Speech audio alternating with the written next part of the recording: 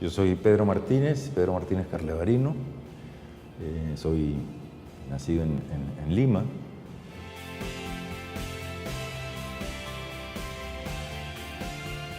Mi padre era contador, trabajaba en una empresa pesquera, siempre fue pesquero, los diferentes cargos y puestos que tuvo que ocupar a lo largo de su vida estuvo siempre vinculado a la pesquería.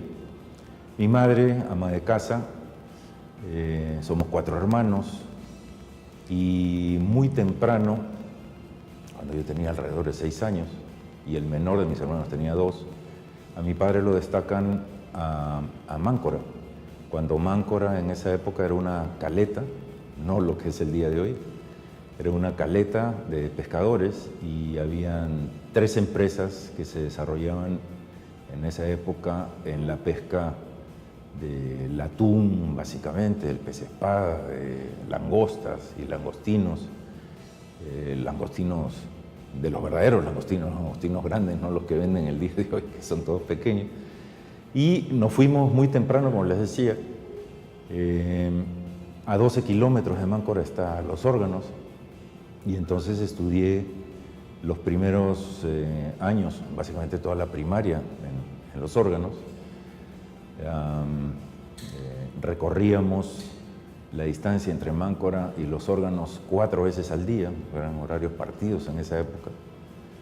Cuando termino la primaria en Los Órganos, a mi padre lo destacan nuevamente a Lima y empecé a estudiar la secundaria en el Colegio Americano Miraflores, donde terminé el 5º de secundaria.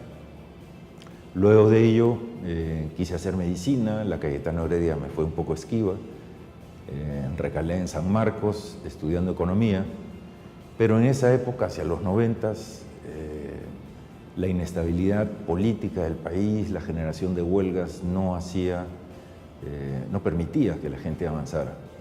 Finalmente migré hacia la Católica y terminé economía en la Católica. Luego de ello, y un poco antes quizá, sí, porque fue en paralelo con los últimos años de economía, estuve trabajando con mi padre. Él, en esa época, el gobierno abrió nuevamente hacia el sector privado lo que había expropiado en las épocas de los 90s, de los iniciales 90s, de los 80s, y finalmente se formó un grupo de embarcaciones y me tocó administrar ese grupo de embarcaciones mientras mi padre formaba una empresa en Paita. Finalmente, por temas también familiares,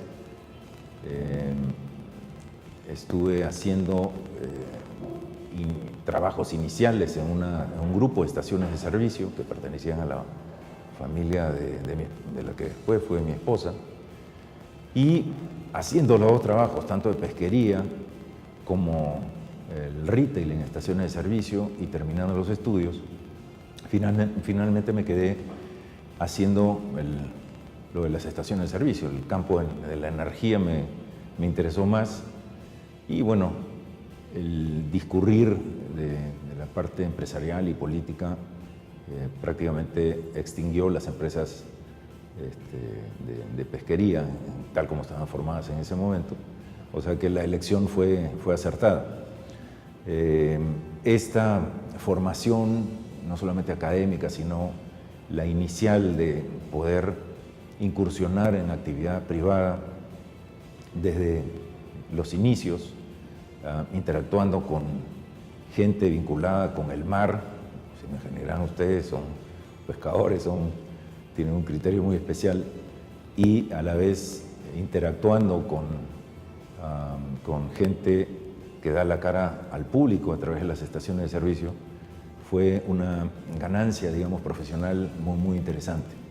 Luego de ello, por temas de trabajo, me involucré institucionalmente en la organización que agrupaba a los propietarios de las estaciones de servicio. ocupando diferentes roles ahí hasta terminar siendo su presidente por 8 años. Luego de ello me dediqué ya con mucho más ahínco a las estaciones de servicio, a incursionar en esa época en la parte tecnológica. Recién aparecían las primeras computadoras en el mundo y en el Perú, y los primeros dispensadores electrónicos en ese entonces. Y nosotros de alguna forma fuimos los pioneros justamente en traer esa tecnología nueva para ponerla a disposición del público.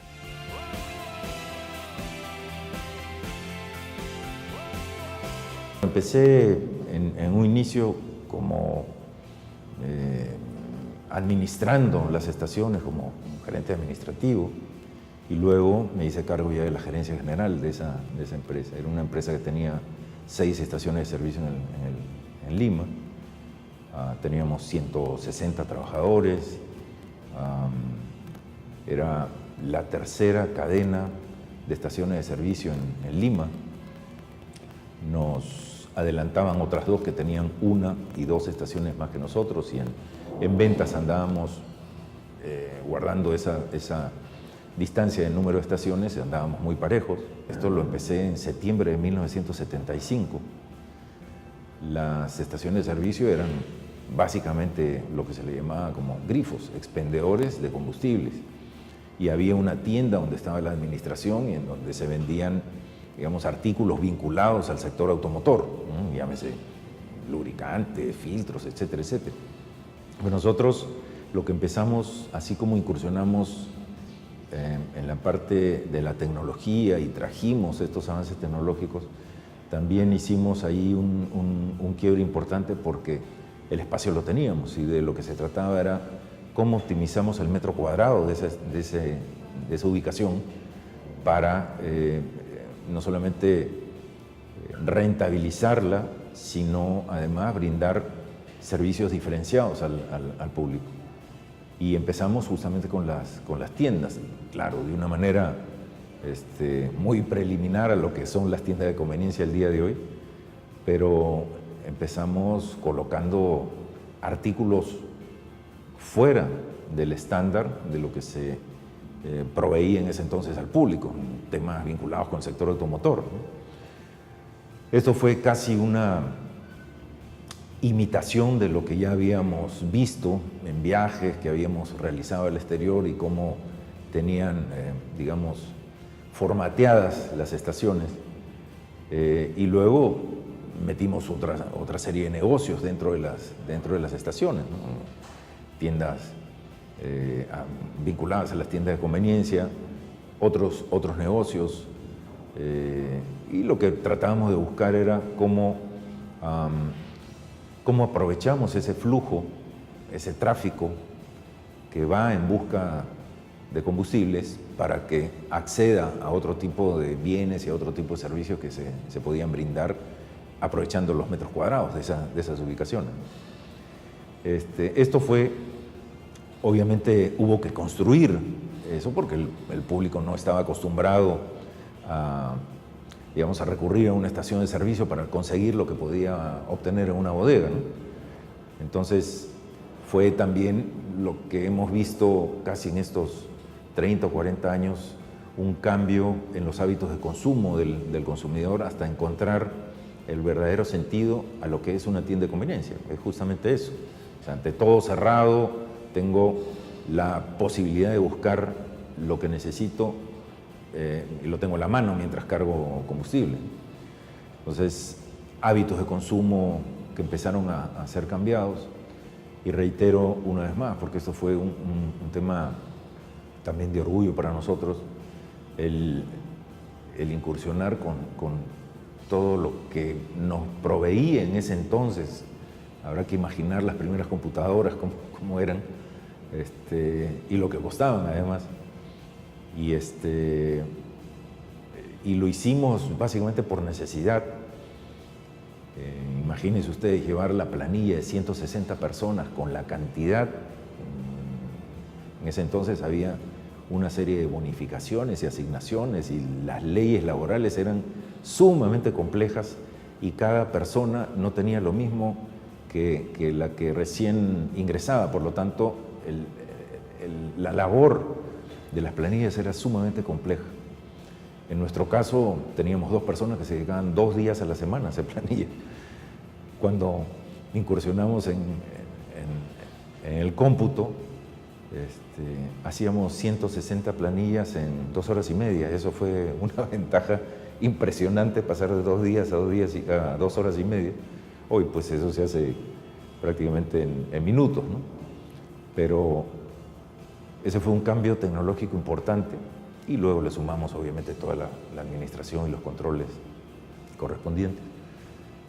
Y el tema, regreso nuevamente a los surtidores electrónicos, o a los dispensadores electrónicos, que eran medios marcianos, ¿no? Y de alguna forma eso atraía al público, pero generaba cierta desconfianza. Si los numeritos que corren tan rápido me están dando el combustible que yo he pedido, ¿no? Hasta que finalmente la gente también cambió ahí un hábito de consumo tradicional, ¿no?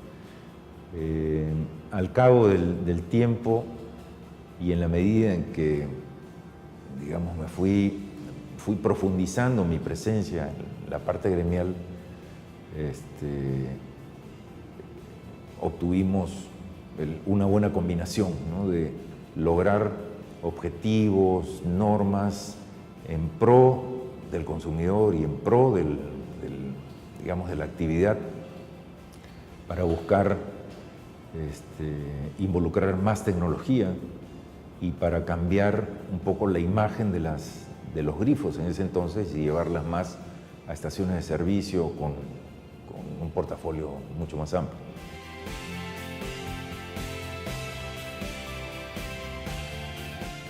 ...60 estaciones de servicio, que no necesariamente obedecían... Nosotros teníamos 6 de esas 60, habían otros grupos que tenían 2 o 1, etcétera, etcétera, pero éramos, digamos, 34 accionistas que fuimos los que inicialmente fundamos la compañía. Y luego, cuando abrimos el accionariado, entraron 100 más. Y ese es otro reto.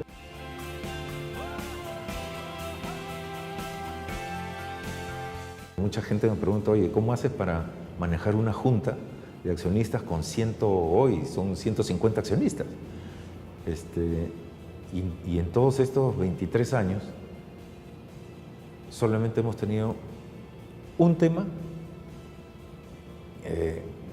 hemos tenido que votarlo y se aprobó por mayoría. Todo lo demás, en esos 23 años, han sido siempre por unanimidad. Entonces, no es complicado manejar una junta en la medida que tú tengas y respetes los 3 principios que tenemos en la compañía, ¿no? El tema número 1 es transparencia, es decir, yo tengo que, dentro de la integridad, que es uno de los pilares, en la medida que yo tenga las cosas claras y sea transparente con mis accionistas, jamás voy a tener problemas. El tema de honestidad es un punto clave y el tema de equidad, cómo se vinculan esos accionistas con la empresa, cómo se distribuyen los dividendos y cómo se respetan las posiciones minoritarias dentro de la empresa. Esos son temas que, si gustan, lo tocamos más adelante, porque es parte de la estructura societaria que es muy importante, digamos, compartir con nuestros stakeholders.